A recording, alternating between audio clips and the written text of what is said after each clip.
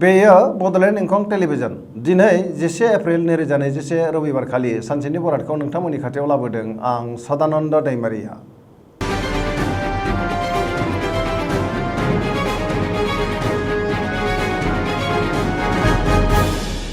सिगां फरायथिं लादों मेष राशि।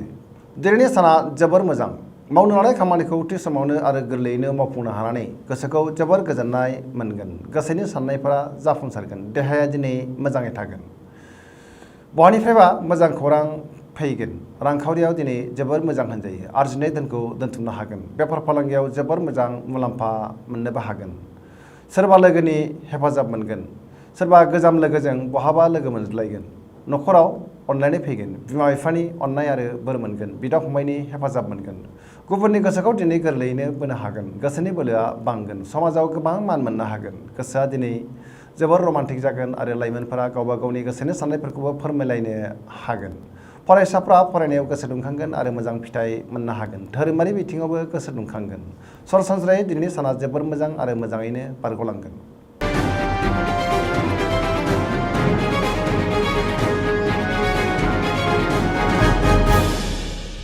वृष राशि।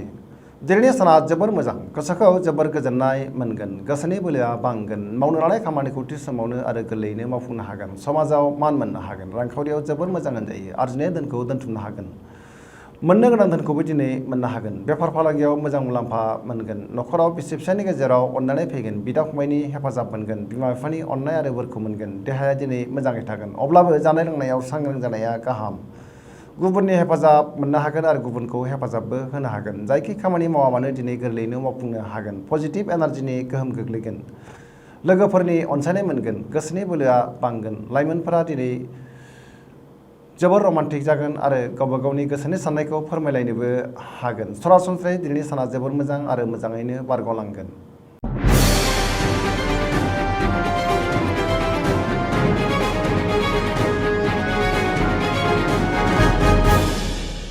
मिथुन राशि।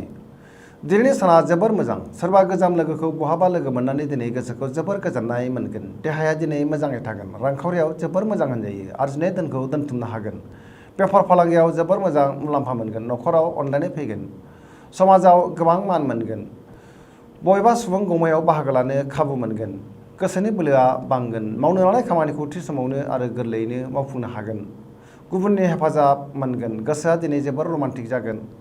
लाइमोनफोरा गावबा गावनि गोसोनि साननायखौ फोरमायलायनोबो हागोन। सोरबा लोगोनिफ्राय मोजां खौरां मोनगोन। धोरोमारि बिथिङाव गोसो दुंखांगोन।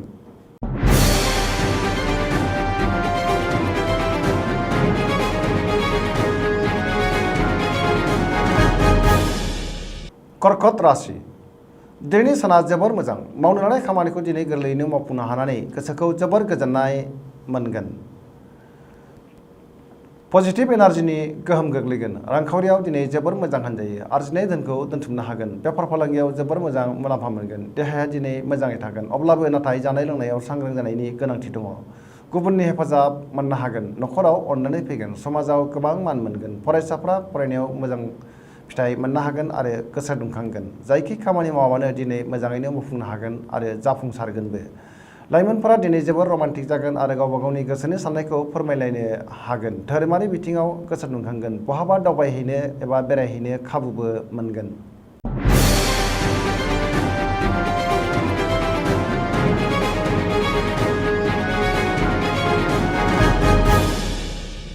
सिंह राशि। दिनैनि साना जोबोर मोजां।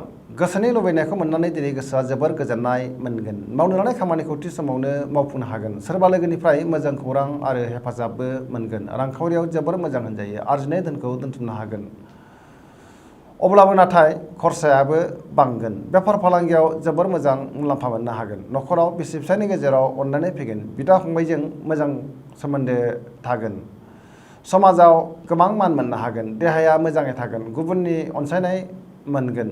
लाइमोनफोरनि गोसोआ दिनै जोबोर रमान्टिक जागोन आरो गावबा गावनि गोसोनि साननायखौ फोरमायलायनोबो हागोन।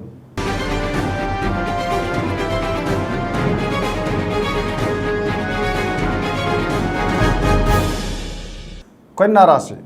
दिनैनि साना मोजां आरो गाज्रिनि गेजेरजों बाबेनलांगोन। गोसोखौ जोबोर उसुखुथु मोनगोन। गोसोआ दिनै जोबोर बेले बेजे जागोन। रांखावरियाव बारा मोजां नङा, नाङा फाङा खरसाया बांगोन, बेफार फालांगियावबो खहा जानांनो हागौ। देहाया दिनै मोजाङै थागोन। अब्लाबो नाथाय जानाय लोंनायाव सांग्रां जानाया गाहाम। न'खराव अननानै फैगोन, समाजाव गोबां मान मोनगोन। सोरजोंबा थगायजानो हागौ, गुबुननि थाखाय नाङा फाङा जेंनायाव गोग्लैनांनो हागौ। सांग्रां जानाया गाहाम।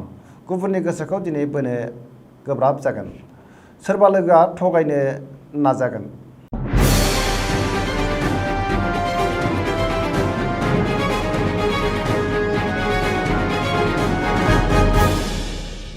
तुला राशि, दिनैनि साना मोजां आरो गाज्रिनि गेजेरजों बाबेनलांगोन। गोसोआ दिनै जोबोर उसुखुथु जागोन। गोसोनि बोलोआ लोरबां जागोन। गोसोनि साननायफोरा देबार नांगोन। मावनो लानाय खामानिखौ अदेबानि मावफुंनो हागोन। देहाया नाथाय बारा मोजां थानाय नङा, मेंनाय मोनगोन। रांखावरियाव मोजां होनजायो। न'खराव बिसि फिसायनि गेजेराव अननानै फैगोन। समाजाव गोबां मान मोनगोन। बेफार फालांगियाव मोजां मुलाम्फा मोननो हागोन। गुबुननि गोसोखौ बोनो हागोन। लोगोफोरनि हेफाजाब मोनगोन। लाइमोनफोरा गोसोखौ जोबोर रमान्टिक मोनगोन आरो गावबा गावनि गोसोनि साननायखौ फोरमायलायनोबो हागोन। फरायसाफ्रा फरायनायाव गोसो दुंखांगोन आरो मोजां फिथाइ मोननोबो हागोन।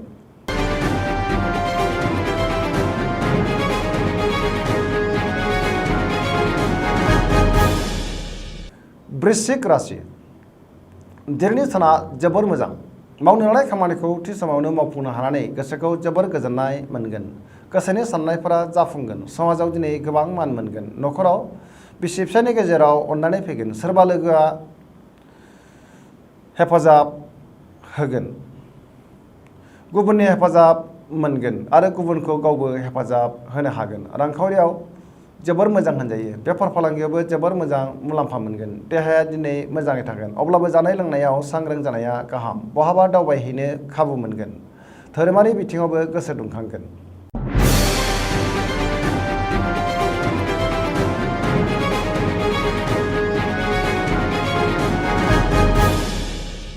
धनु राशि, दिनैनि साना जोबोर मोजां। गोसोखौ जोबोर गोजोननाय मोनगोन। गोसोनि बोलोआ बांगोन। मावनो लानाय खामानिखौ थि समावनो आरो गोरलैयैनो मावफुंनो हानानै गोसोखौ बांसिन गोजोननाय मोनगोन। गोसोनि साननायफोरा जाफुंसारगोन। रांखावरियाव जोबोर मोजां होनजायो। आरजिनाय धोनखौ दोनथुमनो हागोन। मोननो गोनां धोनखौबो दिनै मोननो हागोन। बेफार फालांगियाव मोजां मुलाम्फा मोनगोन। समाजाव मान मोननो हागोन। देहाया दिनै मोजाङै थागोन। अब्लाबो जानाय लोंनायाव सांग्रां जानाया गाहाम। न'खराव अनलायनायनि दैमु बोहैगोन। बिदा फंबायनि हेफाजाब मोनगोन। लाइमोनफोरा दिनै गोसोखौ जोबोर रमान्टिक मोनगोन आरो गावबा गावनि गोसोनि साननायफोरखौबो फोरमायलायनोबो हागोन।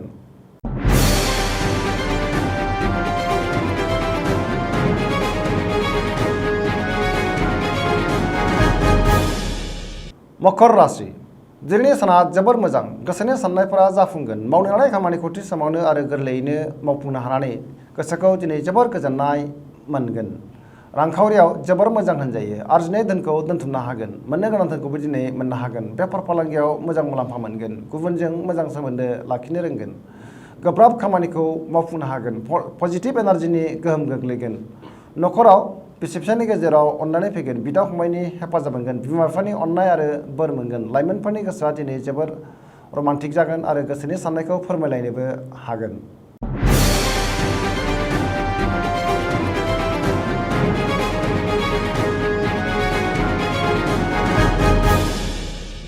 कुम्भ राशि, दिनैनि साना जोबोर मोजां। गोसोखौ जोबोर गोजोननाय मोनगोन। मावनो लानाय खामानिखौ थि समावनो मावफुंनो हागोन। बहानिफ्रायबा मोजां खौरां मोनगोन। रांखावरियाव दिनै जोबोर मोजां होनजायो। बेफार फालांगियावबो जोबोर मोजां मुलाम्फा मोनगोन। देहाया दिनै मोजाङै थागोन। न'खराव अननानै फैगोन। गुबुननि गोसोखौ गोरलैयैनो बोनो हागोन। गुबुननि हेफाजाब मोनगोन। बिमा बिफानि अननाय आरो बोर मोनगोन। गोसोआव दिनै बोलो बांगोन। लाइमोनफोरा दिनै जोबोर रमान्टिक जागोन आरो गोसोनि साननायखौ फोरमायलायनोबो हागोन। फरायसाफ्रा फरायनायाव गोसो दुंखांगोन आरो मोजां फिथाइ मोननो हागोन।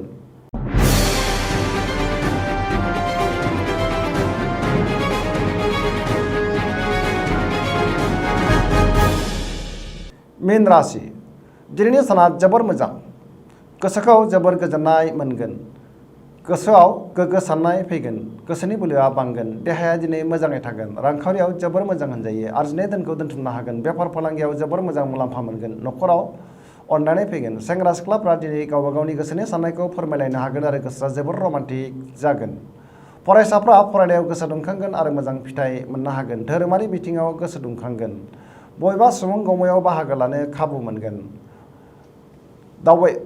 दावबायनायनिबो खाबु मोनगोन।